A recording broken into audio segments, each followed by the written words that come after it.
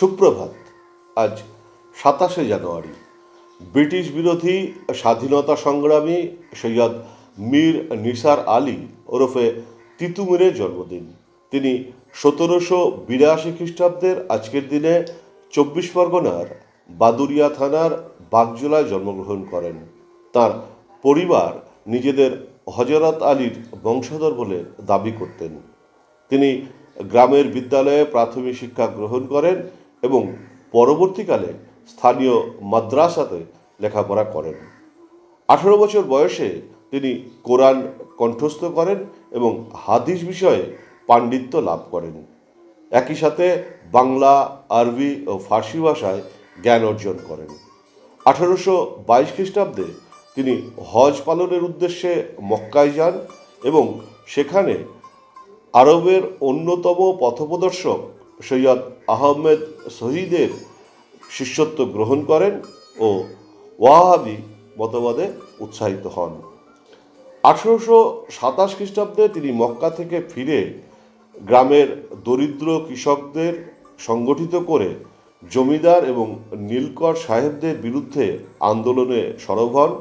সেই সময় হিন্দু জমিদার কৃষ্ণদেব রায় মুসলমান প্রজাদের ওপর বৈষম্যমূলকভাবে দাড়ির খাজনা এবং মসজিদের কর আরোপ করলে তিনি তার তীব্র বিরোধিতা করেন।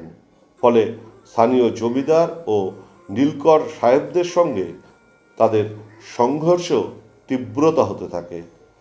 তিনি একজন খ্যাতনামা পালোয়ান ছিলেন এবং অনেক বছর জমিদারের লাঠিয়াল হিসাবে কাজের অভিজ্ঞতা থেকে তার প্রায় 5000 অনুসারীদের প্রশিক্ষণ দিয়ে দক্ষ করে তোলেন। তারা সশস্ত্র সংগ্রামের জন্য প্রস্তুত হয়ে 1831 খ্রিস্টাব্দের 23শে অক্টোবর বারাসাতের কাছে বাদুড়িয়ার নারিকেলবেড়িয়া গ্রামে বাঁশ দিয়ে এবং কাদা দিয়ে দ্বিস্তর বিশিষ্ট কেল্লা, বাঁশের কেল্লা নির্মাণ করেন। তারপর 24 পরগনা, নদিয়া এবং ফরিদপুরের বিস্তীর্ণ অঞ্চলের অধিকার করে বাঙ্গালা আমিরাত নামে রাষ্ট্র গঠন করেন ও নিজেকে বাদশাহ মঈনুদ্দিন নামে জনৈক ওয়াহাবকে প্রধানমন্ত্রী এবং তার ভাগ্নে গোলাম মাসুমকে সেনাপতি নিযুক্ত করে ব্রিটিশ শাসনের বিরুদ্ধে স্বাধীনতা ঘোষণা করেন। স্থানীয় জমিদারদের বাহিনী এবং ব্রিটিশ বাহিনীর বেশ কয়েকবার তার কাছে পরাজয় স্বীকার করে। বারাসাত বিদ্রোহের সময় প্রায় 83,000 কৃষক সেনা তার পক্ষে যুদ্ধ করেছেন। এমন সময় 1831 খ্রিস্টাব্দের 13ই নভেম্বর ব্রিটিশ সৈন্যরা চারিদিক থেকে তাদের ঘিরে ফেলে। তিনি ঘোষণা করেন, ভাই সব, একটু পরই ইংরেজ বাহিনী আমাদের কেল্লা আক্রমণ করবে। লড়াইতে হার জিত আছেই, এতে আমাদের ভয় পেলে চলবে না। দেশের জন্য শহীদ হওয়ার মর্যাদা অনেক, তবে এ লড়াই আমাদের শেষ লড়াই নয়। আমাদের কাছ থেকে প্রেরণা পেয়েই এদেশের মানুষ একদিন দেশ উদ্ধার করবে। আমরা যে লড়াই শুরু করলাম, এই পথ ধরেই একদিন দেশ স্বাধীন হবে। পরের দিন 14ই নভেম্বর কর্নেল হার্ডিং এর নেতৃত্বে ব্রিটিশ সৈন্যরা ভারী অস্ত্রশস্ত্র নিয়ে তাদেরকে আক্রমণ করে। তিতুমীর ও তার অনুসারীরা সাধারণ তলোয়ার ও হালকা অস্ত্র নিয়ে ব্রিটিশ সৈন্যদের আধুনিক অস্ত্রের সামনে দাঁড়াতে পারেননি। 1831 খ্রিস্টাব্দের 19শে নভেম্বর তিনি তার 40 জন অনুগামী সহ শহীদ হন। বাহিনীর প্রধান মাসুম খা ওরফে গোলাম মাসুমকে ফাঁসি দেওয়া হয় এবং বাঁশের কেল্লা গুড়িয়ে দেওয়া হয়।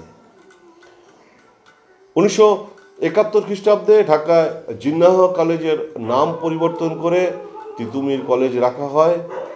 1974 খ্রিস্টাব্দের 10ই ডিসেম্বর ব্রিটিশ বিরোধী আন্দোলনে তার অবদানের স্বীকৃতিরূপে শেখ মুজিবুর রহমান খুলনা শহরের রূপসা নদীর তীরে বনৌজা তিতুমীর নামে বাংলাদেশ নৌবাহিনীর একটি ঘাঁটি কমিশন করেন ও নেভাল এনসাইন প্রদান করেন।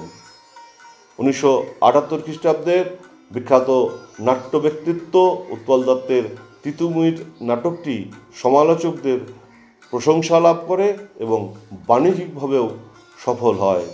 বারাসাত চাপাডালি মোড়ে অবস্থিত প্রধান বাস স্ট্যান্ডটির নামকরণ করা হয় তিতুমির সেন্ট্রাল বাস টার্মিনাল। 1992 খ্রিস্টাব্দের 19শে নভেম্বর তাঁর 161তম মৃত্যুবার্ষিকীতে বাংলাদেশ সরকার তাঁর সম্মানের স্মারক হিসাবে ডাকটিকিট প্রকাশ করে। 2004 খ্রিস্টাব্দে বিবিসির পরিচালিত সর্বকালের সর্বশ্রেষ্ঠ বাঙালি নিরিখে তিনি 11 স্থান অধিকার করেছেন। এছাড়া বাংলাদেশের নৌবাহিনীর একটি জাহাজের নাম বিএনএস তিতুমির রাখা হয়। রাজশাহী ও নীলফামারী জেলার চিলাহাটি স্টেশনের মধ্যে অন্তর্নগর একটি ট্রেনের নাম তিতুমির এক্সপ্রেস রাখা হয়েছে।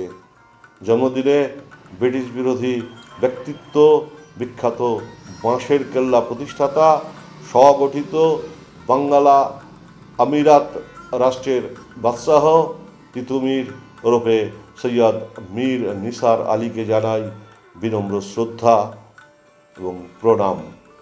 জয় হিন্দ।